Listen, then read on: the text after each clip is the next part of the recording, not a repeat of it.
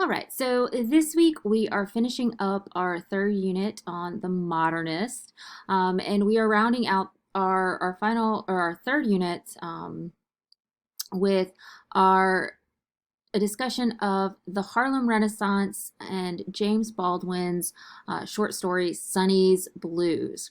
And if you notice, we've been talking about the modernist movement for the last few weeks and kind of parallel and akin to that modernist movement that's going on throughout Europe, the United States, and everywhere else. There's also this huge movement with momentum that is kind of paralleling that, which is the Harlem Renaissance. And like the modernist movement, the Harlem Renaissance is also interested in developing new forms, new art, new style, and new kind of ways of expression.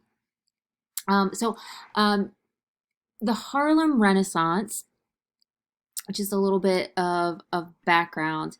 It was an African American political and cultural movement that emerged after the close of World War I, and it continued for almost 2 decades. Although it's often identified with the New York City neighborhood of Harlem, this movement was a national one that really showcased African American achievement in literature, music, politics, dance, and the performing arts. So why Harlem? Why the Harlem Renaissance? And as I said earlier, Harlem wasn't the only site of African American achievement during the Harlem Renaissance, or the Black Renaissance as it's sometimes called, but it was an important focal point because it was this kind of epicenter of the movement. Um, what what happens in Harlem is you have this city that is so close to New York City, isn't it? I think it's a borough of New York City. I'm not up on my geography as I should be, but Harlem is transformed into an almost entirely African American neighborhood, and it had an because of the demographics there, it becomes this kind of hotspot for um, literary movements and jazz clubs, music clubs, and it really flourishes and shines light on all of the wonderful things that the African American community was doing at the time. And there are a couple of historians say that there are a few different causes for the Harlem Renaissance, or factors that contributed to the spread of the Harlem Renaissance. The first is this kind of large scale migration of blacks out of the South that was known as the Great Migration. And what they have here is a bunch of people trying to escape um, to escape the South, to northern cities such as Harlem, to kind of establish a better life because they want to escape things like Jim Crow laws and things like that.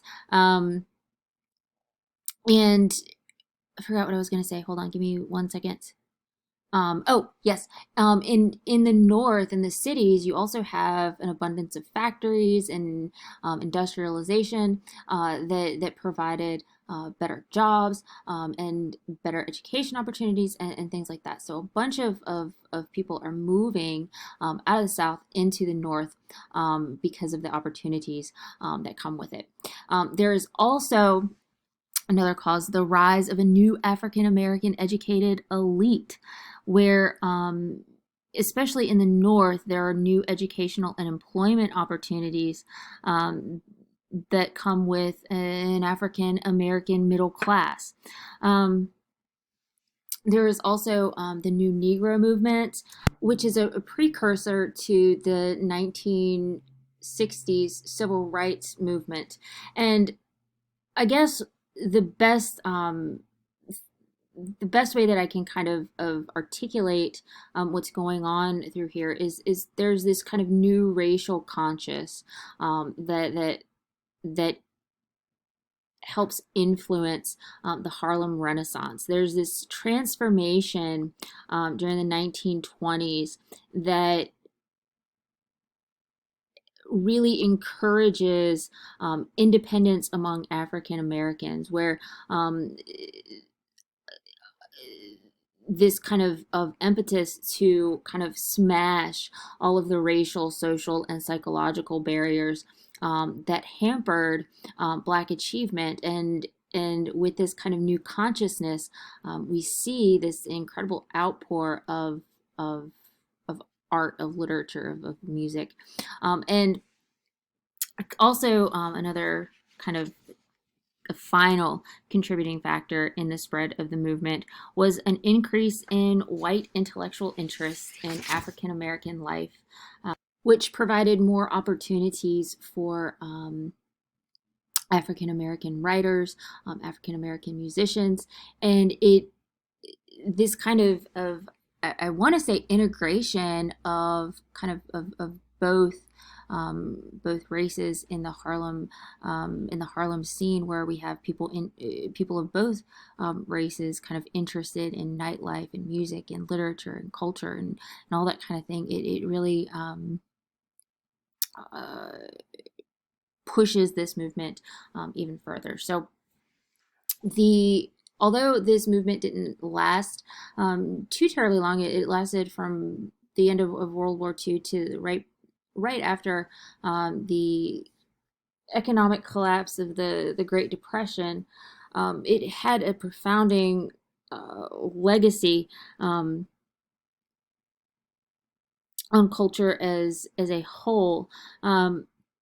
So and we'll talk about that, but really the Harlem Renaissance really inspired many African Americans to believe that they had a voice and that that voice couldn't be suppressed. Some of the effects that come from this movement are developments in music, literature, and art. And we're going to be focusing specific, and I mentioned this specifically about music and literatures because music has such a profound part in our story that we're reading for this week. But the one source of music that really comes from the Harlem Renaissance is jazz. And if you've never listened to people like Charlie Parker, or I mean even Louis Armstrong, Count Basie, all of these kind of not literary but musician giants from the age, you're missing out. But jazz is one of those things that people either really like or really dislike because of its characteristic complex chords and kind of sometimes jarring dissyncopation is I guess what I'm trying to say. And I'm going to play something. I'm going to put something in Canvas for you guys to listen to.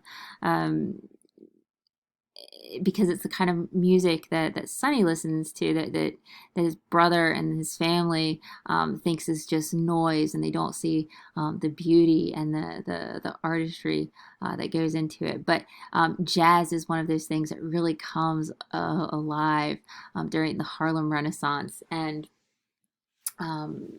this kind of jazz, this music, has a profound effect on one of our focal characters for the week. The overall goal, and I did want to mention literature. Well, we're reading some of the literature that comes from the Harlem Renaissance, but you have people like Langston Hughes, Zora Neale Hurston, Countee Cullen,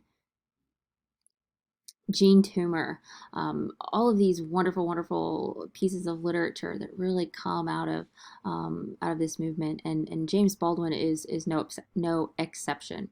The goal of the Harlem Renaissance is to express the African American experience in all its variety and complexities as realistically as possible. So you'll see that voice and that experience present in James Baldwin's Sonny's Blues. So I'm going to stop here and I'm going to pick up with James Baldwin and an introduction to our story.